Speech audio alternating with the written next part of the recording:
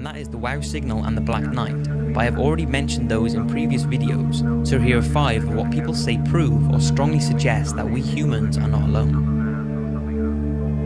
The link between ancient Egypt and extraterrestrials has long been discussed, and we are all familiar with the speculation about alien intervention when it comes to the Egyptian pyramid design and construction. But whether you believe in that theory or not, there is one thing that people swear shows strong signs aliens did visit Earth during those times: the Egyptian hieroglyphics, which are literary characters in a symbolic alphabetic form of writing, and one of the most interesting discovered hieroglyphics that many say has links with extraterrestrials is the 2,000 to 3,000 year old so-called Abydos helicopter. It was found in an ancient temple that was built by Seti I and his son Ramses II in Abydos, Egypt. Now, looking at it, what's the first thing you can spot? Well, there's no denying that this looks like a helicopter, this looks like some sort of boat or yacht, this looks like a ship of some sort, and that looks like what many say is a futuristic ship or glider. So this was found on a stone slab that was supporting the ceiling. It was studied and concluded that it was nothing more than an accidental illusion caused by overlapping hieroglyphics, where plaster had been set onto the stone to replace the writing underneath, and that was it. It was sort of left and not talked about again. But there are a few researchers who say there is much more to this. They concluded that if the Egyptians wanted to overlap any existing writing, they would simply replace the limestone. It's believed the hieroglyphics would have been engraved on the ground and then elevated up into position. So if a change needed to be done, researchers say they could have just replaced the block and wouldn't have to replaster it. Then there are those who do not believe it has anything to do with ancient technology. They say if there were vehicles like the ones believed to be shown, then surely there would be a lot more evidence of them and not just on one single inscription. So what do you think of these mysterious hieroglyphics? Is it proof aliens came down during the ancient Egyptian years, or is it nothing more than a coincidence? Well, they believe in God. Astronauts. It's always fascinating when an astronaut argues the existence of aliens, because if anyone has more of a chance of seeing an extraterrestrial, it's going to be astronauts who venture into space. Now, the rumour is that if an astronaut witnesses a UFO or an extraterrestrial being, they cannot report this to the press. But that hasn't stopped them, because over the years, many astronauts have told of encounters with aliens. In June 1965, when astronauts Ed White and James McDivitt were passing over Hawaii in a Gemini spacecraft, they say they witnessed a strange-looking metallic object with long arms sticking from it. McDivitt took pictures, but he said that it did not capture what he could see properly due to the glare and the grubby window. The rumour is that he also took a video, but this has never been released. McDivitt has said that some UFO promoters did exaggerate the story, but debunkers did also underestimate it. Another sighting by astronauts happened in December of the same year. Gemini astronauts James Lovell and Frank Borman saw an unidentified spacecraft some distance from their capsule. The Gemini Control Center told him that he was seeing the final stage of their own booster rocket, but Frank confirmed that he could see the booster rocket and the unidentified object was something completely different, but what exactly it was is a mystery. Now, whether you believe Buzz Aldrin and Neil Armstrong's moon landing was a hoax or not, they both apparently reported that aliens have a base on the moon and were told to get off and stay off. According to unconfirmed reports, both Neil and Buzz saw UFOs shortly after landing on the moon on the 21st of July 1969. According to former NASA employee Otto Binder, unnamed radio hams with their own VHF receiving facilities that bypassed NASA's broadcasting outlets picked up the following exchanges. What was it? What the hell was it? That's all I want to know. What's there? These babies are huge, sir, enormous. Oh my god, you wouldn't believe it. I'm telling you, there are other spacecraft out there, lined up on the far side of the crater edge. They're on the moon watching us. According to former naval officer and Russian UFO researcher, Neil Armstrong relayed the message to Mission Control that 2 large mysterious objects were watching them after having landed, but the message was censored and never heard by the watching public. NASA's cover-ups. The fact that NASA conceal information from the public has led many to believe that they are aware of the existence of alien life. And one of the most talked about cases of a NASA cover-up comes from Dr. Edgar Mitchell. He was part of the Apollo 14 space mission in 1971, and during his 2 lunar missions, he spent 33 hours on the moon. Dr. Mitchell said that he was aware of several UFO visits during his career, but each one had been covered up. He said that workers at the space agency had described aliens as little people who look strange to us.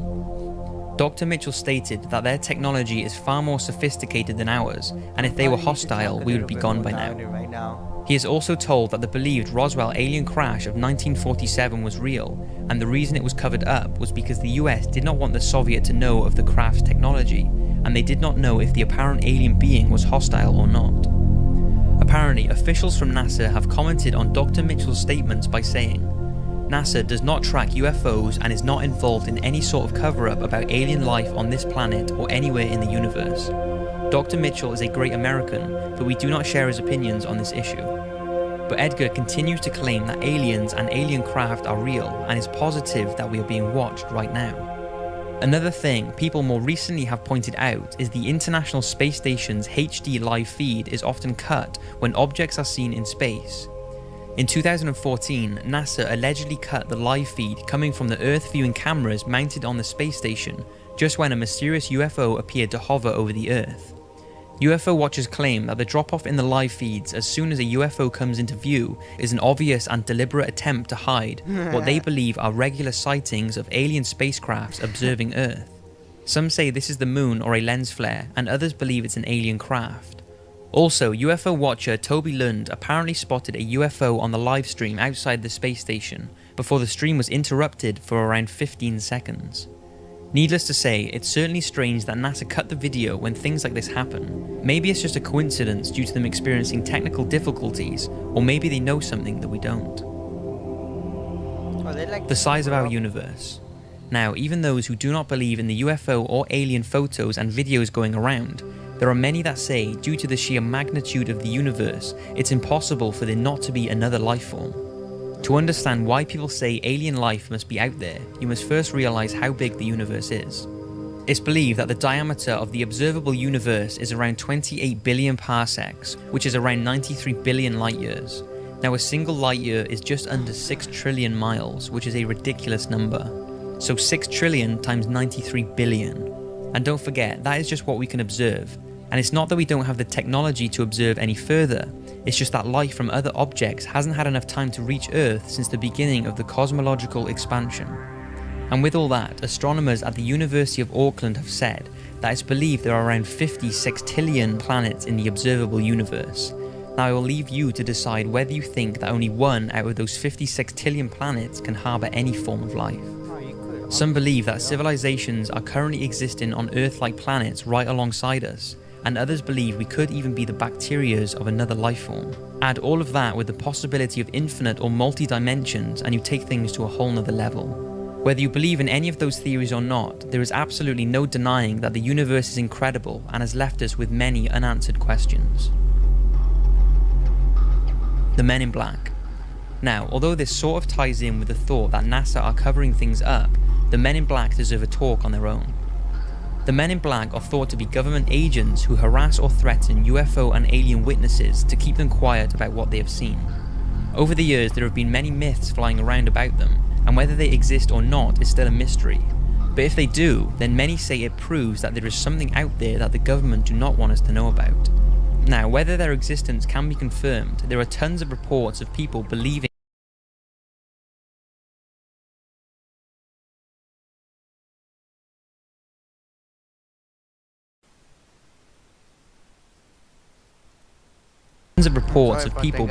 they have had encounters with them, like the one told by Dr. Herbert Hopkins, a respected family physician from Old Orchard Beach, Maine, who was studying a UFO case in September 1976, when the phone rang and a man identified himself as a representative of a New Jersey UFO organization. The man asked him if he could come to the doctor's house to talk to him about the UFO case. He said that he could come around, and after the call ended, Herbert got up from his chair to turn on the lights, and the man was already in his house walking up the stairs. Hopkins was so shocked at how he was in the house without knocking in such a short amount of time, and was even more shocked at the man's strange appearance. He said in an interview he wore a neatly tailored black suit, black shoes, black socks, a white shirt with black tie, and a black hat. He also told reporters that the man was as bald as an egg, and had no eyebrows or eyelashes. Herbert said he could tell the man was wearing lipstick, as when he wiped his mouth with the back of his glove, his lips were smeared and there was red lipstick on his glove. His voice was apparently passive, as if it was a machine, and they began talking about the UFO case when this strange man ordered Herbert to destroy all the evidence he had gathered about the case. He apparently got to his feet and said very slowly, "My energy is running low, must go now, goodbye," before steadily walking down the stairs and disappearing. Dr. Hopkins was left terrified and has no idea what happened that night. Another very unique case started on the 14th of October 2009, when two witnesses believed they saw a triangular unknown aerial object outside of a hotel, and a UFO case file was opened. Then, several weeks later, two unidentified men in black visited the same hotel looking for the two witnesses who saw this UFO. The two witnesses were not there at the time, so the men in black harassed the hotel staff for approximately 30 minutes before leaving. Those who spoke to the men said they were completely bald with no eyebrows or eyelashes. They apparently had relatively big, strange eyes and did not blink once whilst talking. Now, there is no real proof whether or not the video footage and reports are a hoax, or whether it really did happen and the men in